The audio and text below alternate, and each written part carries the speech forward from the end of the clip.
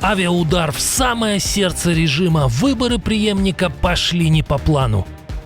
Эскалация конфликта. Атакован ядерный объект. Режим угрожает ответом новым странам. Те стягивают дополнительные силы. Большой брат грозит пальцем. Китай на публику говорит одно, но делает другое. Россиян готовят к голоду. Чиновники сняли ограничение, которое действовало 40 лет. Цены на самый простой продукт теперь ничто не сдерживает. Случилось неслыханное. Путин похвалил европейского лидера. Смена ветра? Расскажем. Корова-терапия от испуга. Как диктаторы реагируют на удары по дружественному режиму. Об этих и других событиях к утру среды 4 марта. Коротко о главном. Новости Нехта, факты, скорость и ясность. Выборы преемника Хаминеи пошли не по плану. В процесс избрания нового аятоллы вмешались, можно сказать, высшие силы – израильские и американские ВВС. Они нанесли удар по зданию так называемого Совета экспертов в Иране, который отвечает за избрание нового лидера режима. Совет находится в городе Кум, южнее Тегерана. Местные СМИ сообщают о значительных разрушениях после удара, опубликованы кадры с последствиями.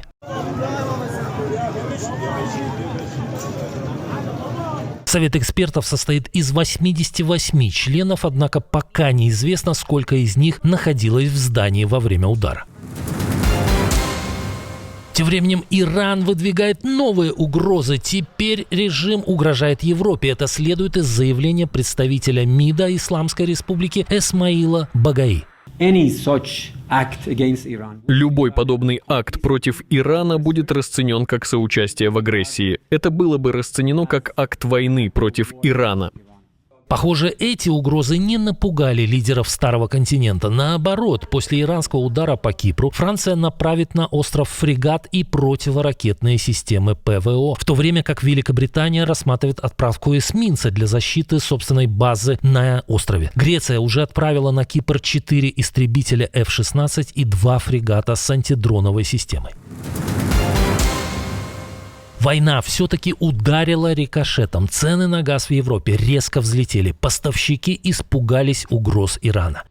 Мы наблюдаем прекращение потоков из Ормузского пролива. И с точки зрения газового СПГ это довольно масштабное событие. На Ормузский пролив, включая поставки из Катара и ОАЭ, приходится около 20% мировых поставок СПГ. Мы вступаем в своего рода беспрецедентную эпоху, гораздо более масштабную, на мой взгляд, чем то, что мы видели во время украинско-российского кризиса.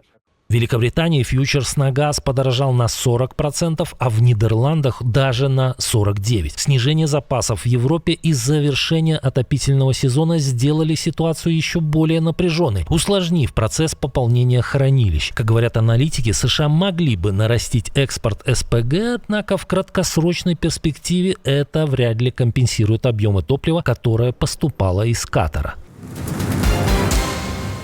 Но есть кое-кто, кто может заставить режим аятолл передумать. Большой брат грозит пальцем. Как пишет Bloomberg, Пекин призвал Тегеран не наносить удары по ключевым экспортерам энергоресурсов, таким как Катар, и не блокировать Ормузский пролив, через который проходит значительная часть поставок нефти и газа в тот же Китай. Китай решительно выступает против применения силы для нарушения суверенитета и безопасности других стран в международных отношениях. Энергетическая безопасность имеет огромное значение для мировой экономики, и все стороны должны обеспечить стабильное и бесперебойное энергоснабжение. Китай примет необходимые меры для защиты своей энергетической безопасности. Агентство подчеркивает, что Иран гораздо сильнее зависит от Китая, чем Китай от Ирана, ведь Пекин является почти единственным покупателем подсанкционной иранской нефти. Конфликт на Ближнем Востоке изменил расклад сил и вдруг вызвал у ряда игроков заинтересованность в контактах с Украиной. Стало известно о разговоре президента Объединенных Арабских Эмиратов Мухаммада бин Заида аль-Нахаяна с Владимиром Зеленским. Я выразил ему соболезнования из-за гибели людей от безумных ударов из Ирана. Мы обсудили, как можем помочь в этой ситуации и поддержать защиту жизни. Договорились, что команды будут работать над этим. Защита жизни – это общий приоритет для всех в мире. Возможно, Владимир Зеленский поделился и другим своим опытом, ведь его коллеге из ОАЭ пришлось повторять действия президента Украины 4-летней давности, появляться публично, несмотря на удары врага, и тем самым успокаивать сограждан. Президент ОАЭ посетил торговый центр Дубай Молл на фоне атак Ирана. Появление Аль-Нахаяна в общественном месте вызвало активную и позитивную реакцию в соцсетях. Ядерный объект в Иране поражен. Это подтвердили в МАГАТЭ. Агентство сообщило, что в иранском Нетензе повреждены входные конструкции подземного завода по обогащению урана. Это произошло в результате ударов, которые нанесли США и Израиль. Сделать этот вывод позволили спутниковые снимки. Иранский представитель в МАГАТЭ также подтвердил повреждение объекта, однако в агентстве не прогнозируют утечки радиации. Аналогичные разрушения были зафиксированы в июне прошлого года, когда США нанесли удары по заводу.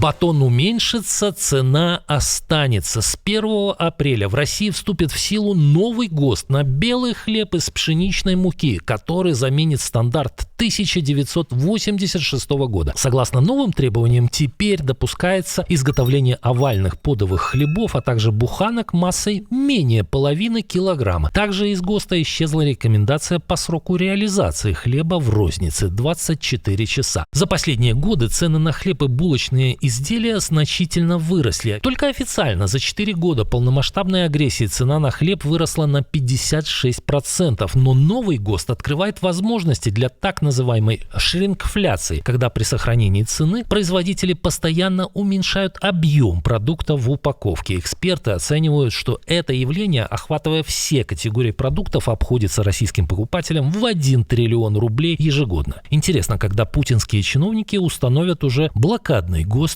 в 125 грамм хлеба.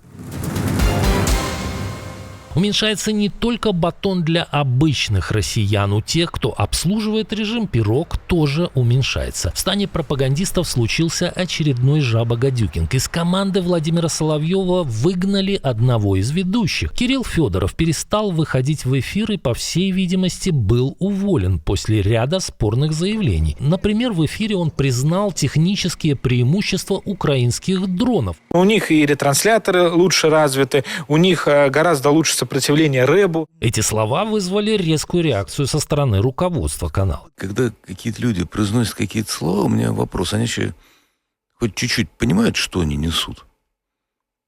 Я вот тут послушал одного гражданина, притом, практически у нас на холдинге, я просто пожалел, что он даже когда-то у меня работал. Имеется в виду, не у меня работал, но у нас на площадке выступал.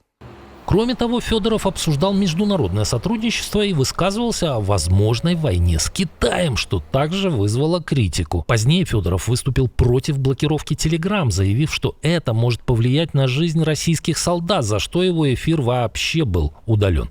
Вы действуете в интересах кого? Вот просто. В интересах кого и чего вы действуете? Тем временем Путин похвалил одного из европейских лидеров. Нет, конечно, речь не о Мерце или Стармере. Теплые слова хозяин Кремля адресовал своему старому союзнику в тылу ЕС Виктору Орбану. В телефонном разговоре Путин высоко оценил венгерского премьера за принципиальную позицию по Украине. Этот разговор состоялся на фоне дипломатического давления, которое Венгрия оказывает на Украину, блокируя ключевые финансовые и санкционные инициативы ЕС. 20 февраля Орбан заблокировал кредит Евросоюза для Киева на 90 миллиардов евро, а 23 февраля, практически в годовщину начала полномасштабной агрессии, Венгрия заблокировала 20-й пакет санкций против России. И как Путину не поблагодарить Орбана за такую интенсивную работу? Может, Орбан просто спрашивал, почем квартиры в Ростове? Как думаете? Спустя 30 лет Билл Клинтон снова давал показания перед членами Конгресса, но теперь не об истории с практиканткой Левински, а по делу Эпштейна. Бывший президент рассказал, что не знал о преступлениях финансиста, а девушка на фото просто предложила сделать Клинтону массаж. От такого предложения политик не смог отказаться. Он отметил, что не вступал в сексуальные отношения с женщинами из окружения Эпштейна и полагал, что они просто стюардессы. Клинтон также заявил, что не видел несовершеннолетних несовершеннолетних на борту самолета. Он пояснил, что был знаком с Эпштейном, но их связи прекратились в 2003 году, задолго до осуждения педофила.